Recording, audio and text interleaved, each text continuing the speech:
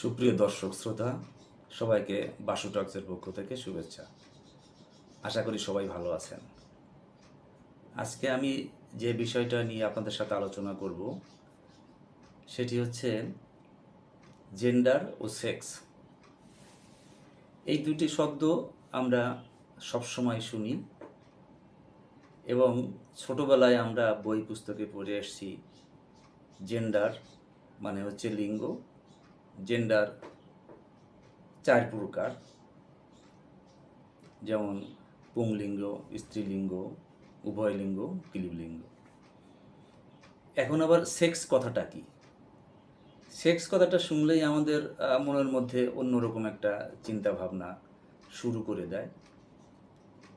আসলে সেক্সের বাংলা শব্দ হচ্ছে লিঙ্গ এবং জেন্ডারের বাংলা শব্দ হচ্ছে লিঙ্গ। তাহলে দুটোই যদি বাংলা শব্দ লিঙ্গ হয়, তাহলে এর মধ্যে পার্থক্যটা কি? পার্থক্য এতটুকুনি, যেটা হলো সেক্স বলতে যে লিঙ্গটা বোঝায় সেটা হচ্ছে প্রকৃতিগত, জন্মগত বা সৃষ্টিকর্তা ঈশ্বর যাই বলি, ঈশ্বর প্রদত্ত একটা জিনিস, যেটা বায়োলজিক্যাল। আর জেন্ডার হচ্ছে এটা সামাজিক, অর্থাৎ জন্মের পরে আমি যখন সমাজের সাথে যুক্ত হলাম, তখন আমাকে নারী পুরুষের মধ্যে সম্পর্কগত এবং কর্মক্ষেত্রে যে যে পার্থক্যগুলো করে দেওয়া হলো, সেটাই হচ্ছে সামাজিক লিঙ্গ। এখন এটা কিভাবে বোঝা যাবে? যেমন ধরুন, একজন নারী সন্তান জন্ম দিতে পারেন এবং সন্তান জন্ম দেন, তার গর্ভে সন্তান ধারণ করেন, কিন্তু একটা পুরুষ এটা পারেন না। এটা একদম জন্মগতভাবে, প্রকৃতিগতভাবে বা ঈশ্বর প্রদত্ত। এটা সেক্স, যেটা একজন নারী সন্তান জন্ম দিবেন। কিন্তু সন্তান লালন পালন করবে জন্মের পরের থেকে নারী, যদি এইটা চিন্তা ভাবনা হয়ে থাকে, তাহলে সেটা তখন আর সেক্স রইল না, এটা তখন লিঙ্গ। অর্থাৎ সামাজিকভাবে তাকে একটা আইডেন্টিটি দেওয়া হলো যে তুমি সন্তান জন্মগ্রহণের পরে ছোট অবস্থা থেকে তুমি লালন পালন করবে। কিন্তু এটা তো ঠিক যে শুধু জন্মগ্রহণের পরে একজন যদি মা নাও থাকেন, তাহলে একজন পুরুষ বা বাবা সন্তানকে লালন পালন করতে পারেন। এটা পরীক্ষিত এবং অনেক সময় এই ঘটনা ঘটে থাকে। এটি হচ্ছে লিঙ্গ, অর্থাৎ সামাজিক লিঙ্গ। অন্যভাবে আমরা একটু বলি, যেমন আমরা সবসময় বলে থাকি যে নারী মানে হচ্ছে রান্নাবান্নার কাজ করবেন, ঘরে থাকবেন। নারীদেরকে আমরা একটা আইডেন্টিটি দিয়েছি হাউস ওয়াইফ। হাউস ওয়াইফ মানে হচ্ছে গৃহকর্ত্রী, তারা গৃহে কাজকর্ম করবে, রান্নাবান্না করবে। আর পুরুষ বাইরে থাকবে, চাকরি করবে, ব্যবসা বাণিজ্য করবে, ঘরে এসে স্ত্রী রান্নাবান্না করে রাখবে, সেটা খাবে। এই যে চিন্তা ভাবনা, এই যে আমাদের মনস্তাত্ত্বিক যে ধারণা, এটাই হচ্ছে সামাজিক লিঙ্গ। এটা কিন্তু পরিবর্তনীয়, এটা পরিবর্তন করা যায়। কারণ নারীরাই কি শুধু রান্নাবান্না করে, পুরুষরা রান্নাবান্না করতে পারে না? অবশ্যই পারে। বড় বড় হোটেলগুলোতে তো পুরুষরাই রান্নাবান্না করে, নারীরা তো করে না। তো এই মনস্তাত্ত্বিক বিষয়গুলো, যেগুলোকে পরিবর্তন করা যায় এবং মানুষই পরিবর্তন করেছে, সেইগুলো হচ্ছে সামাজিক লিঙ্গ। আর যেগুলো পরিবর্তন করা যায় না, যেমন শারীরিকভাবে আমি একজন পুরুষ হিসেবে জন্মগ্রহণ করেছি, সেটার আইডেন্টিটি কী, সেটা কীভাবে বোঝা যায়? যেমন কিছু প্রজনন অঙ্গ প্রত্যঙ্গ আছে, সেইগুলো নারীর একরকম, পুরুষের একরকম। এটা পরিবর্তনীয় নয়, পরিবর্তন আমরা ইচ্ছা করলেই করতে পারি না। তা যে লিঙ্গটা পরিবর্তন করা যায় না, যেটা ঈশ্বর প্রদত্ত, প্রকৃতি প্রদত্ত, সেটা হচ্ছে সেক্স।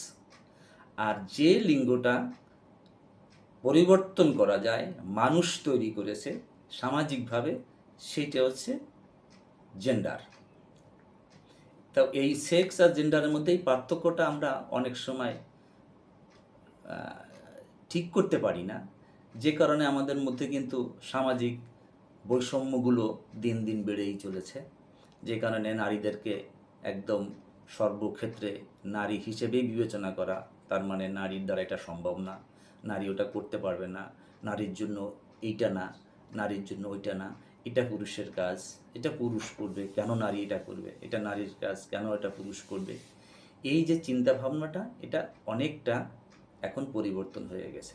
এখন উন্নয়ন সাহিত্যে এই জেন্ডার শব্দটি যে সামাজিক লিঙ্গ, এইটা কিন্তু এতদিন, এখন থেকে ধরুন 25-30 বছর আগেও এইভাবে প্রচলিত ছিল না। তখন মানুষ এটাকে এভাবে বুঝতো না। তখন একমাত্র জেন্ডার মানেই লিঙ্গ, লিঙ্গ মানেই ওই 4 রকমের লিঙ্গ, সেইটাই আমরা বুঝে এসেছি। এখন উন্নয়ন সাহিত্যে উন্নয়নের সময় এসেছে। এখন উন্নয়ন সমাজ এবং উন্নয়ন কর্মকাণ্ডে নারীর অংশগ্রহণ বেড়েছে, নারীর সর্বত্র তাদের দক্ষতা যোগ্যতা বেড়েছে। সেক্ষেত্রে এখন এই জেন্ডারটা, যেটা সামাজিকভাবে যেটাকে আমরা নির্ধারণ করে থাকি, এইটাতে সামনে চলে এসছে, যে কারণে আমরা এখন এটাকে নারীর মূল্যায়ন করতে গিয়ে আমরা এই পার্থক্যগুলো থেকে এখন অনেক সময় বলা হয় যে জেন্ডারগুলোকে সামাজিক বৈষম্য হিসাবে বিবেচনা করা হয়, যেটা আদৌ করা ঠিক না। যেটা আমরা পরিবর্তন করতে পারি, এটা আমরা আমাদের মতো করে নারীর জায়গায় তাদের মর্যাদা দিয়ে তাদেরকে তাদের মান সমুন্নত রাখতে পারি। তো এই বিষয়গুলো বলা, এটা যে খুব একদম বড় ধরনের কিছু জ্ঞানের কথা তেমন কিছু না, একদম সহজ সরল কথা। এটা আমরা বুঝতে পারি, এবং এটা যদি একটু মননে ধারণ করি, তাহলে বোধ হয় এই নারীর প্রতি সহিংসতা অনেকটাই কমে যাবে। নারীর প্রতি অবহেলা, নারী যে অসহায়, অনেক সময় বলি নারী অবলা, এই শব্দগুলো বোধহয় ব্যবহার করার সময় এখন আর নেই। এখন এই জেন্ডারগুলোকে সংশোধন করার সময় এসেছে, সামাজিক বৈষম্যগুলোতে সংশোধন করার সময় এসেছে। এখন সেইভাবে আমাদেরকে নারী পুরুষ একই সাথে কাজ করে সমাজ, রাষ্ট্র, পৃথিবীকে এগিয়ে নিতে হবে। এটাই আমাদের সবারই সেই রকম সিদ্ধান্ত, চিন্তাভাবনা থাকা উচিত মনস্তাত্ত্বিকভাবে। আপনি যদি নিজেকে মননে পরিবর্তন আনতে পারেন, তাহলে আপনার সেই পরিবর্তনের ফলাফল সমাজে প্রতিফলিত হবে এবং একটা সুষ্ঠু সুন্দর সমাজ বিনির্মাণ করতে পারবো আমরা। তো বন্ধুরা, সবাইকে ধন্যবাদ। আপনারা ভালো থাকুন। আর আমার এই পেজটি যদি আপনাদের ভালো লাগে, তাহলে লাইক, কমেন্টস, শেয়ার করবেন। আপনাদেরকে অসংখ্য অসংখ্য ধন্যবাদ। ভালো থাকবেন সবাই।